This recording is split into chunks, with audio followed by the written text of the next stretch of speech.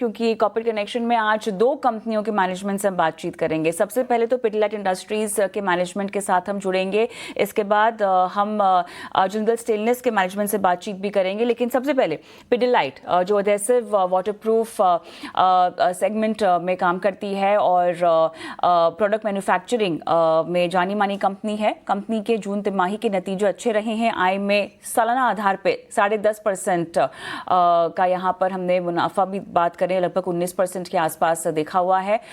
Margin में भी सुधार है, एबिटा 16% बढ़ा है। लेकिन आखिर किन फैक्टर्स से नतीजों को सपोर्ट मिला है? टैरिफ की स्थिति जिस तरह से बन रही है, टैरिफ से कारोबार पर कितना असर पड़ेगा? चर्चा के लिए पिडिलाइट इंडस्ट्रीज के एमडी सुधांशु वत्स हमारे साथ जुड़ गए हैं। सुधांशु जी, आपका बहुत बहुत स्वागत है। और चलिए, यहाँ पे सबसे पहले तो हमें एडिशनल टैरिफ्स पर ही बात करनी होगी।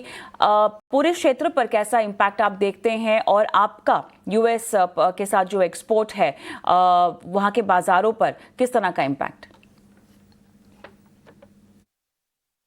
तो पिडिलाइट का जहां तक डायरेक्ट एक्सपोजर है अमेरिका के साथ, वो बहुत कम है। तो हमारा थोड़ा एक्सपोर्ट्स है, लेकिन वो उसका क्वांटिटी बहुत कम है। तो हमारा डायरेक्ट एक्सपोजर इस टैरिफ से ज्यादा नहीं रहेगा। थोड़ा कैस्केडिंग इफेक्ट हमारे ऊपर आएगा, क्योंकि जो हमारा B2B बिजनेस है, इंडस्ट्रियल बिजनेस है, हम कुछ ऐसी इंडस्ट्रीज को सप्लाई करते हैं जिनका काफी हाई एक्सपोर्ट इंटेंसिटी है। तो वहां पे थोड़ा डिमांड सिचुएशन पे आएगा असर। लेकिन हमारा ये मानना है कि जहां तक पिडिलाइट कंपनी का सवाल है, हम ये जो ये टैरिफ है, इसको हम टैकल कर पाएंगे और इसका हमारे रिजल्ट्स पे कोई मेजर इंपैक्ट नहीं आएगा।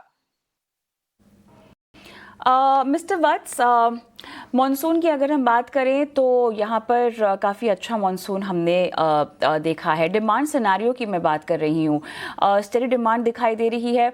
कंस्ट्रक्शन सेक्टर जो है, मेरे ख्याल से डोमेस्टिक डिमांड की वजह से काफ़ी बेहतर स्थिति में भी दिखाई दे रहा है। लेकिन अब ये ट्रेंड सस्टेन कितना होगा? B2B वॉल्यूम ग्रोथ लगभग 12.6% ईयर ऑन ईयर बढ़ती हुई हमने देखी है। लेकिन गाइडेंस वॉल्यूम के फ्रंट पे आप पूरे FY26 के लिए क्या देना चाहेंगे?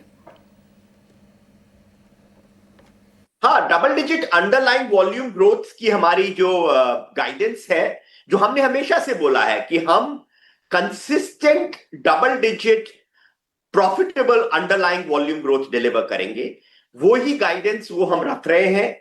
इस क्वार्टर में भी आपने देखा कि हमने double digit underline volume growth deliver किया है। इस बार हमारा रेवेन्यू ग्रोथ भी 10.6% आया है। मैं आपको यह भी बताना चाहूंगा कि जो हमारी एब्सोल्यूट वॉल्यूम ग्रोथ होती है, वो हमारी अंडरलाइन वॉल्यूम ग्रोथ से काफी ज्यादा है।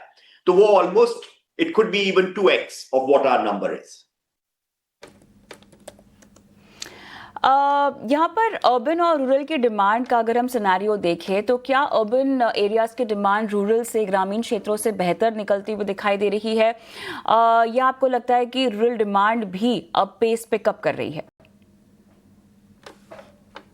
रूरल डिमांड इंप्रूव हुई है, लेकिन जहां तक पिडिलाइट का सवाल है, अगर आप हमारा ये ट्रेंड पिछले 3 साल या 5 साल का भी देखेंगे, तो हमारा रूरल ग्रोथ हमेशा अर्बन ग्रोथ से बेहतर रहा है।